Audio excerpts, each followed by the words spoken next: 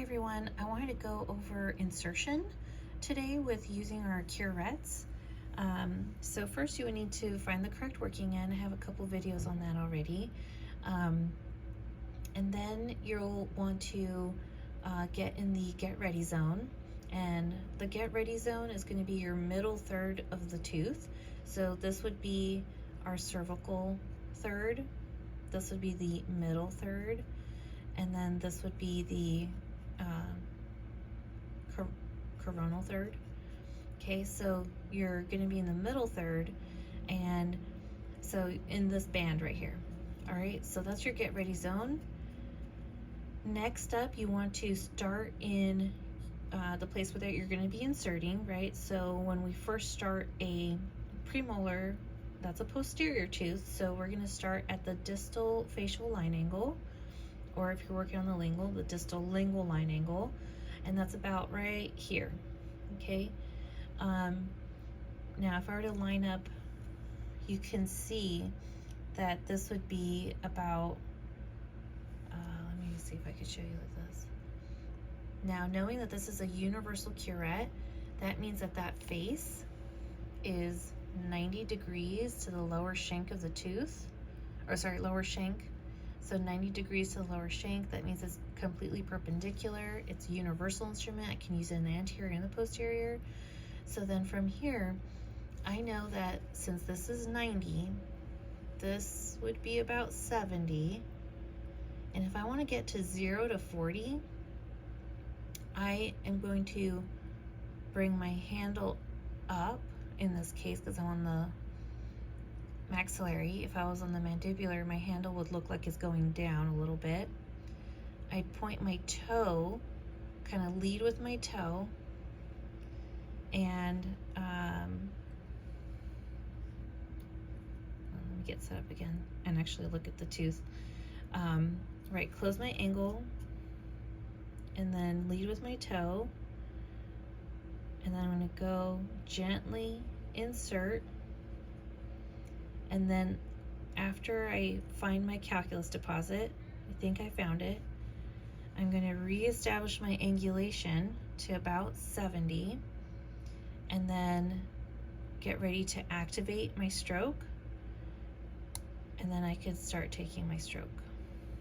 Okay, so if you're ever required to demonstrate, especially in our class here, all we want to see is that you are lining up in the right zone and that you're closing your angulation and that you gently insert. Then we want to make sure that you're reestablishing that angulation as best you can, and that's all you have to show. We can't determine if you're adapted right, and so we're not going to be, checking to see if your sub-G calculus stroke is correct. That really gets assessed in actual patient care, and we can actually explore afterwards to see if you remove that calculus. All right, so that's posterior. For anterior, to insert here, let's see. So first I'm going to make sure I have the correct working end. If you're not sure, there's another video for that, right? I'm going to work surface towards. Let me see if I can pull up this gum tissue, or this rubber silicone here. All right, so I know I'm going to work at the midline. So your get ready zone is in the middle third, and you're going to drop your handle to close the angulation. Lead with your toe. Gently insert, and then reestablish your angulation as much as you can without impeding on the papilla, the neighboring papilla. You see how that's distending here? So making sure that you're not distending so much that you're actually going to hurt the papilla adjacent with the heel of your instrument. So when you're reestablishing your angulation, you're just making sure that you're changing that angulation. I want you to see this lower shank here. So this is me being nice and closed, right? This is me, this is me reestablishing my angulation. See that lower shank? I'm reestablishing my angulation here. Okay, I'm going to ensure that I'm adapted, and then I can begin my stroke. Okay, once again, let me show that one more time. So I'm getting set up in the middle third of the tooth, and then I'm going to close my angulation, lead with my toe, gently insert, reestablish, adapt, lock in, and then I can begin my stroke. Okay, and you don't have to demonstrate your actual sub-G strokes. Like I mentioned earlier, we can't really assess that. We only really assess that with an explorer with your live patient. All right, so that's insertion with the Columbia 1314. Super cool instrument. Oh, I guess I also wanted to show you lingual. Same idea. So let's see. Let's do 3 to, if your assignment was like 3 to 5 or something, you see that? I'd be coming in from 10.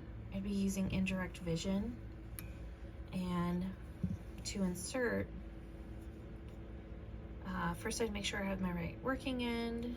Let's see if I can show you better like that. Okay, so let's say I'm going to be working here. I'm going to work the distal first, and I want to demonstrate insertion. Okay, so I'm going to line up in the middle third of the tooth, and then I'm going to bring my handle towards me, closing that angulation, lead with my toe, gently insert, and then reestablish my angulation, getting ready to lock in and activate, and then I can start. You can actually see the instrument with this. Oh, I got some. That's fun. It's exciting. Anyway, so I'm gonna back up now the camera, and just so that you could see what happens to my handle. I don't really want you to all focus in on that, because really it'll, I don't want you to overthink it too much. Your real only focus is to make sure you have the correct working end, that you get set up in the correct zone, and that you understand that your angulation needs to close. So whatever you have to do to close that angulation, lead with your toe, and then you reestablish your angulation so that you can begin your stroke. Okay, yeah, so that's insertion. Thanks.